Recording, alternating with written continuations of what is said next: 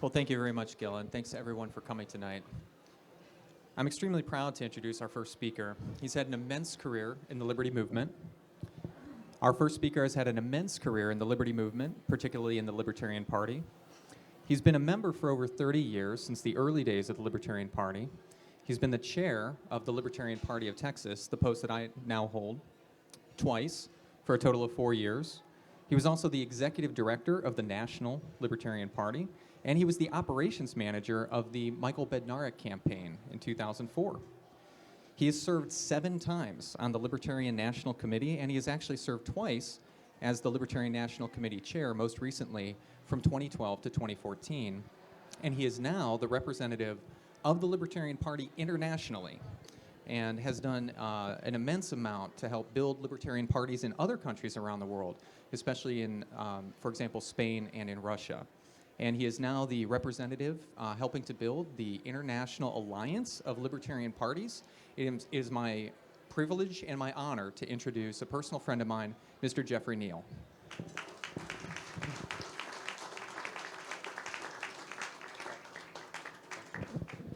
Thank you very much, Kurt. The real reason I'm here is to make Jacob Hornberger sound good, and that's really easy because they definitely save the best for last. And Jacob, it's great because, you know what, if you've been around the Libertarian Party as long as Nancy and I have, you get to name drop. When I go over to Europe and meet with libertarians in other parts of the world, I can just say things like, yeah, I know Dave Nolan. Yeah, I had dinner with Murray Rothbard. And oh my goodness, it's great.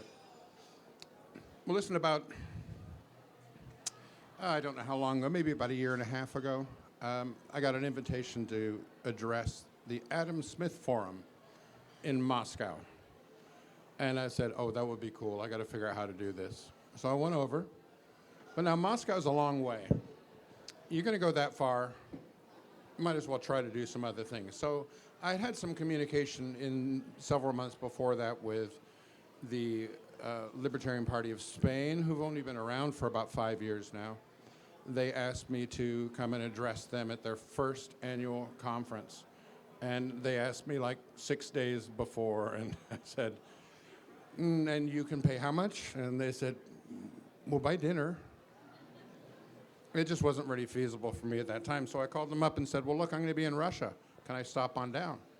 And at the same time, I said, well, I'd also been working with the Partei der Vernunft, which is the German Libertarian Party, trying to help them with their elections, trying to line up some funds, people to help donate. Quite difficult because, well, in Germany, you can only take funds if it's donated by an EU citizen, which I am. I was born in England. I hold 2 passports, US and English. I'm a naturalized American citizen. So anyway, I went over, arranged to visit all 3 of those, flew into Russia first. And at the forum, they had 300 people at their forum. I was very impressed. It was very professionally done. They arranged for various visits for me. I got to visit with a group of libertarians working within the Russian Department of the Economy. They actually have a little section of people that are like free market, which I just thought was really funny. We ought to try that here. And they're libertarians, and you know, this guy I'm talking with, he whips out this card and goes, here's my membership card. And it was from like 1977 or something like that. He was an American who moved back over there. It was great. And so I head off to Spain, and I had never met Juan or the people in Spain, but I kind of got a picture of what these guys are like over there when they sent me an agenda for the day that I would be speaking that started at 10 o'clock in the morning and ended at 11 o'clock at night and was completely booked. And it was literally by every 15 minutes, you're going to go from here to there, picked up by this person, carried by that person, served by this person, meet with this person, do an interview. I did a 1-hour interview with a newspaper and ended up with a full-page spread in the second largest newspaper in Spain, which was very nice. And going over there, Juan said, well, you know, it's kind of short notice, we'll try to put something together. I don't know how many people will be able to come out, and plus, well, you don't speak Spanish, right? And I says, no, I don't. I said, so it's going to be a little limited because it's going to be people who understand English. But you could help if you like write out your speech, send it over, we'll translate it, and we'll give it out in Spanish to all the people who want to follow along. And they sold out. They sold about 120 seats for they had anticipated 100, and they maxed out the room. At that meeting, had people fly in from the Italian Libertarian Party, from the German Libertarian Party, from the UK Libertarian Party. They had people coming from parts of Spain as far as the Basque Country and the Balearic Islands, from Segovia, from Valencia, from Galicia, all over. People came to hear me talk in Madrid. It was great. I mean, they were wonderful. They're the very good organization. Well, sitting down with all of these guys from these other countries. Oh, and by the way, when I was in Moscow, I met, for the second time, Twan Manders, who's the chair of the Dutch Libertarian Party and the founder of it. And we just started having conversations, and it became very apparent, that there's a lot of hunger amongst the leadership and the parties around the world to join together for their own benefit, for everybody's benefit.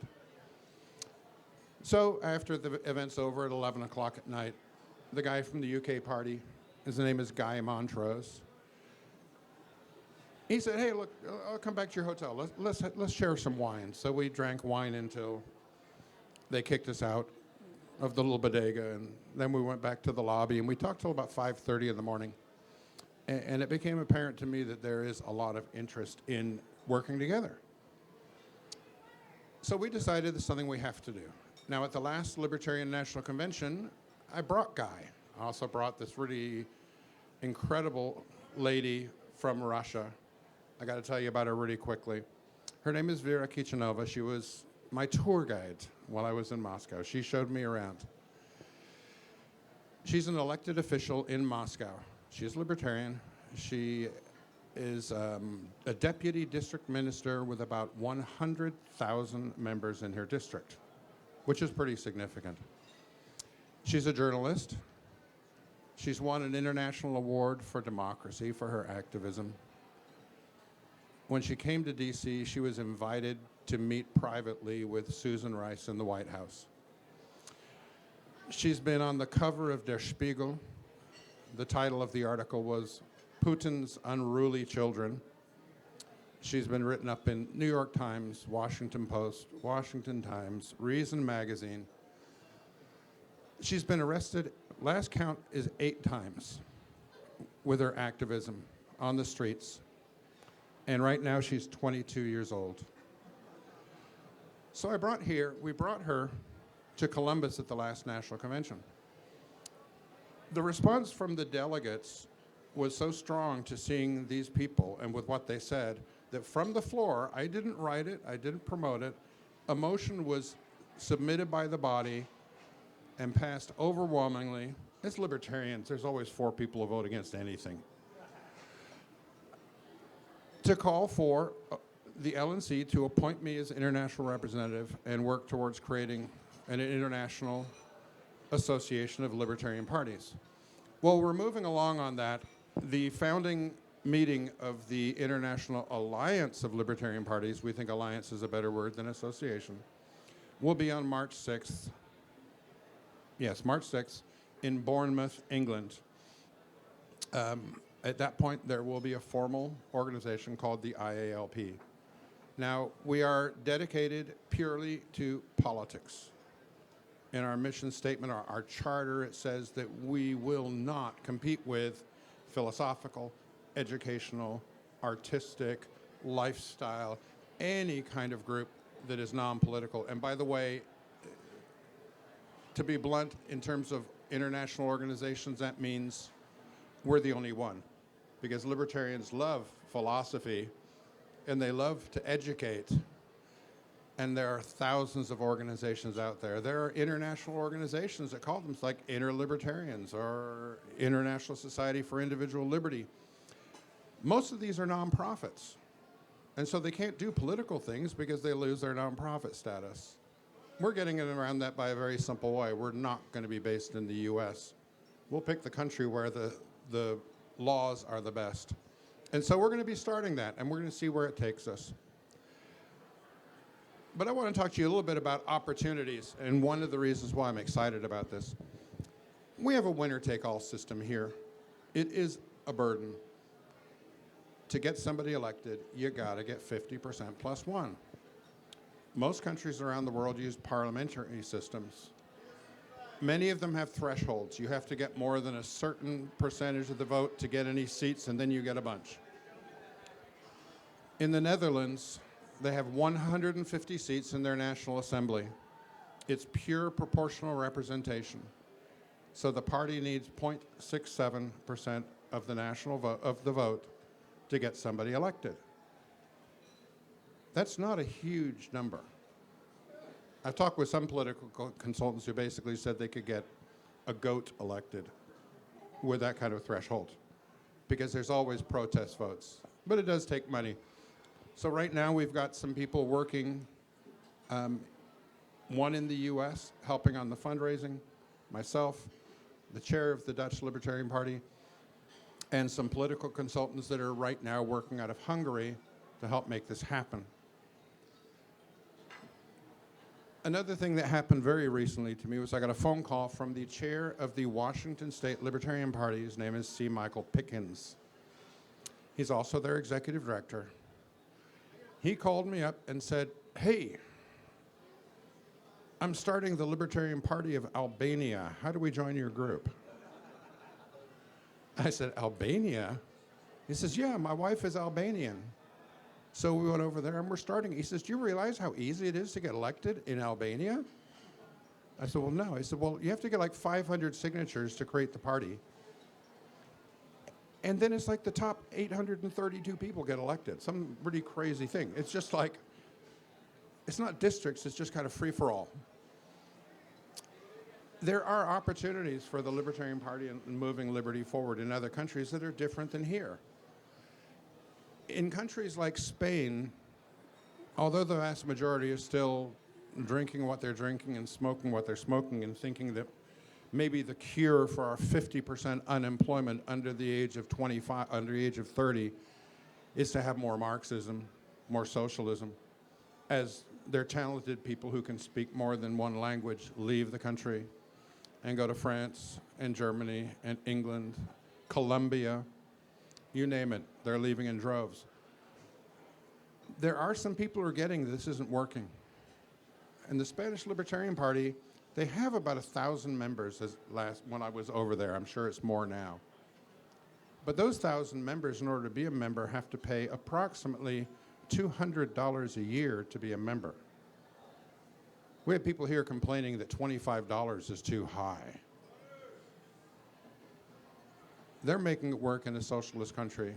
You look at their budget, you're just like, oh my God, look what they're doing. Now, what I would like to do is to read off some of the countries that are part of this effort, because I don't think people realize just how far and wide and diverse the libertarian beliefs and now political action are. I wrote this up last year for Freedom Fest. In the time between the National Convention, which ended, I think, on the 27th of June, and about the 7th of July, Guy Montrose, Juan Pina, myself, and Mark Hinkle helped, the former national chair, is an integral part of this. These were the countries who said, yes, we want to be a part of it back then. Partido Libertario, which is Argentina. The Liberal Democratic Party, Australia. Parti Libertarien, Belgium. Libertarios, Brazil. The Libertarian Party of Canada. Mouvement des Libertariens, France. Partei der Vernunft. I should have an easy time with that, I speak German. Partei der Vernunft from Germany. Movimento Libertario from Italy, Libertarische Partei, Netherlands, the Russian Libertarian Party, Libertarian Party of South Africa, Partido de la Libertad Individual, Spain, and the Libertarian Party of the United Kingdom. Now, since that time, of course, I mentioned I mentioned Albania. But we've been informed, we know that there's a Libertarian Party in Costa Rica. We know there's one in New Zealand. We have since been informed of other places, such as there's a Libertarian Party in Portugal. There is two, I've heard, in Norway, though they don't like each other, surprise. There is a Libertarian Party in the Czech Republic. There's a very active and getting some success in Poland. We also have, what other countries? And my favorite, actually, of the list is we got contact from the Libertarian Party of Tunisia. Oh, I forgot South Africa, or they were on this list. South Africa's on this list. Not only are there a fair number of libertarian parties out there around the world, there's a lot of interest in getting more. And I got to give credit heavily to three things. When I was in Europe, everybody asked me about Ron Paul. He opened up a lot of people's eyes worldwide. Deserves credit for that. Second was the Free State Project. Everybody kind of liked the idea of let's all go somewhere else and be libertarians. And now I'm trying to think what the third one was that's going to get me. Say again? Yes, absolutely. It's so obvious. Students for Liberty. Students for Liberty is an organization that, well, they're a nonprofit. They're about education, they're about outreach, they're about getting libertarian-minded students, getting them to understand libertarianism, and they are, I don't know how many countries they're in right now, but they're in like the Democratic Republic of the Congo and Uganda and all sorts of places that I just love to go. And so we're hoping that we can kind of piggyback on that and say, all right, guys, when you're ready to actually do some politics, we'd like to help. So that's a lot of what we're going to do. The main focus of the IALP is, to be blunt, visibility. It's like right now we have these 25 or 30 parties out there waving a flashlight, and it's just a flicker in the distance. But if all those flashlights are held together,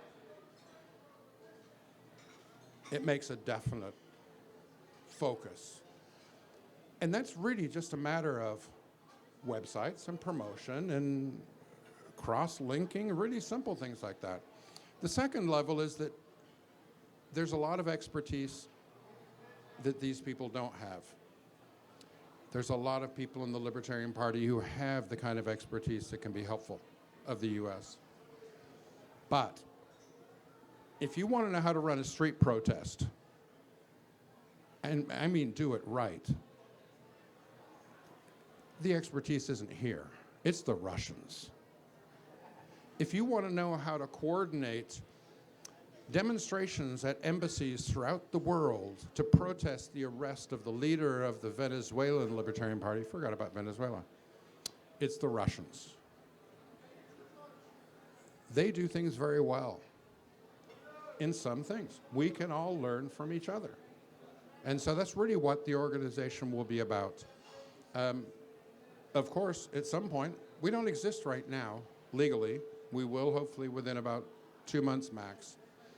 And then maybe I'll come asking you for money, but right now, consider it a reprieve. Now at this point, does anybody have any questions? That's, by the way, that's my little hobby. That's what I've been working on now.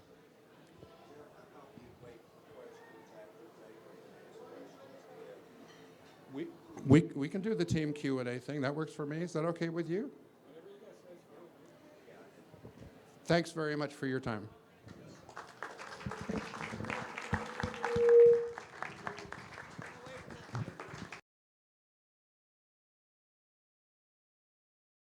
I'm going to take the prerogative to ask a question to Jeffrey. I remember at the National Convention speaking to your English friend, and as a physician, of course, I wanted to ask him about the National Health Service. and he basically told me, I can't even go there. So the libertarian movement is obviously taking hold overseas, but if we brought your British friend in here to listen to this revival meeting and this pure, unadulterated, unapologetic libertarianism, would this be too strong a medicine for the average European libertarian? It's too strong a medicine for the average American. Yes. But part of that is, libertarians have the best product and suck at marketing. To be blunt, you don't come in and say, here's my example I like to use. You have a restaurant. Your special dish is liver. It's what you do better than anybody else. Somebody comes into your restaurant, you say, you gotta try our liver, it's the best. I don't like liver. Really, ours is like nobody else's. I don't like liver. Really, it's like nothing you've ever tasted. It's wonderful. I don't like liver, damn it. A smart restaurateur would say, hi, thanks for coming here. We have a little amuse-bouche, a little thing for you to taste. It's our specialty. See if you like it. And they go, wait a minute. This is really good. What is this? It's liver. It can't be liver. It doesn't taste like crap. I like it. Look, when we sell libertarian ideas, we cannot, as you say, convert people. We can't say, you need to renounce your false gods and accept Lady Liberty as your guiding light, because we sound like a religion. For a lot of libertarians, we are. I don't think there's any surprise. There's a lot of atheists in the Libertarian Party.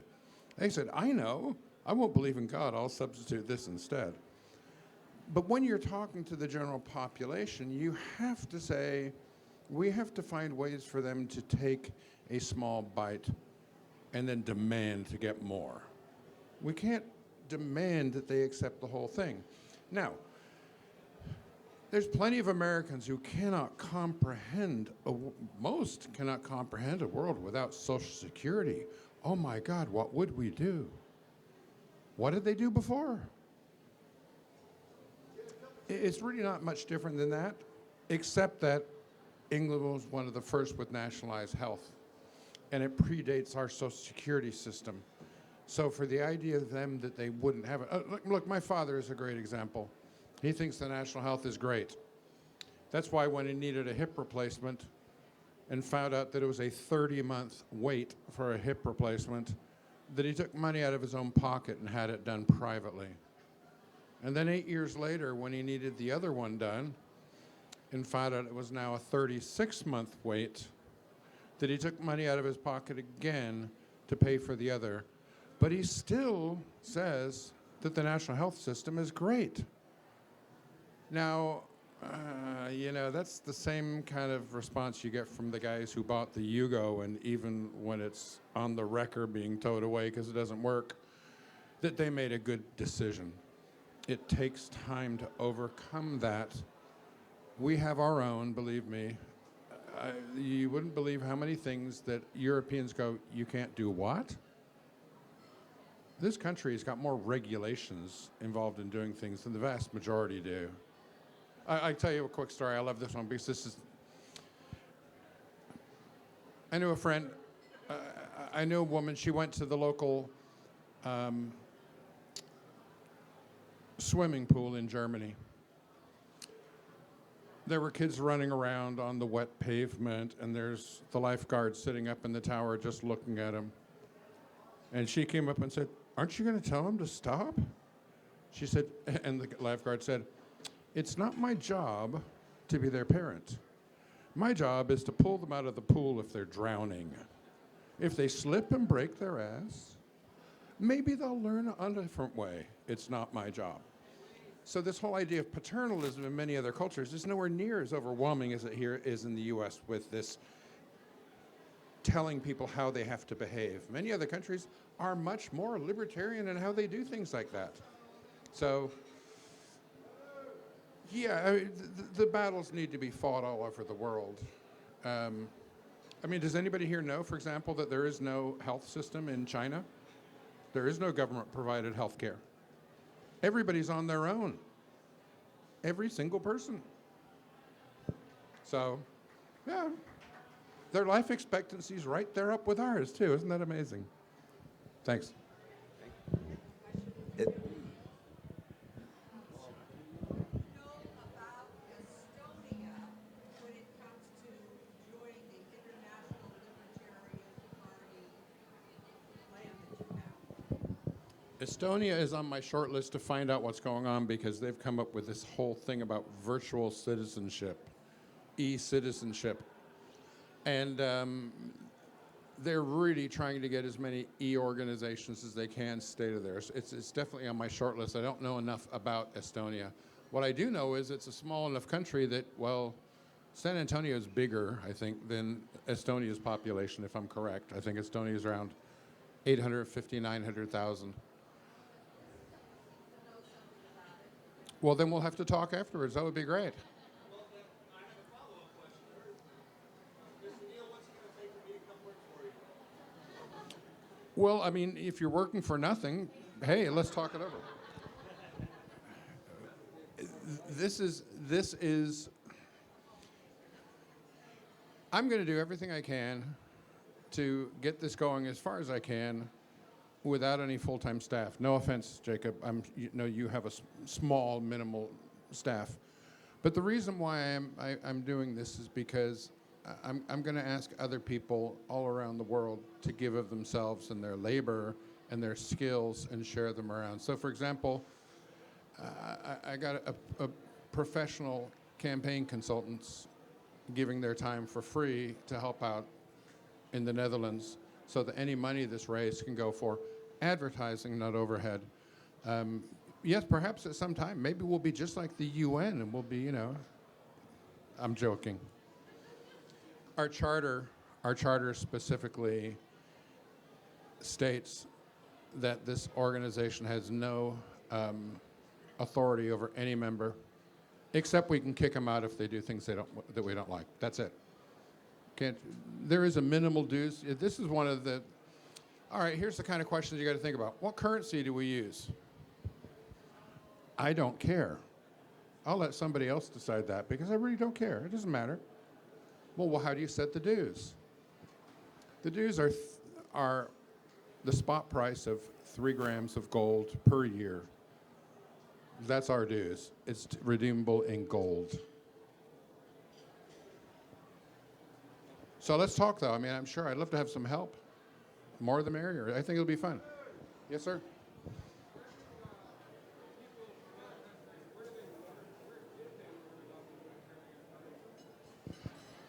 Where did they learn about the Libertarian Party? Well, I learned that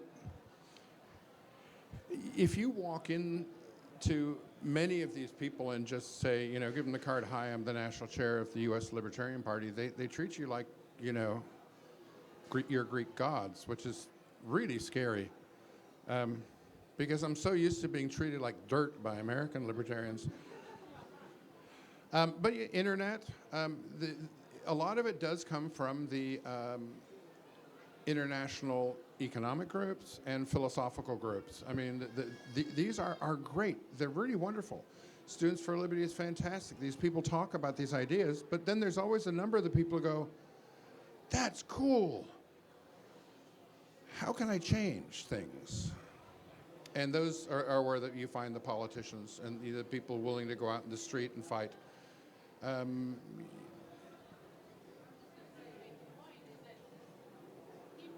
in the U.S. don't realize that people outside are actually paying attention to what the National Libertarian Party in the U.S. is doing. We don't realize it. Yes. Yes, people all over the world are paying attention to what we're doing, both good and bad. And I just got to share one little thing, if you don't mind. I found a quote of mine on the website of the Oregon Republican Party. And I just think that cracks me up that they're quoting the national chair of the Libertarian Party at that time. So even the Republicans are stealing our lines, guys, okay?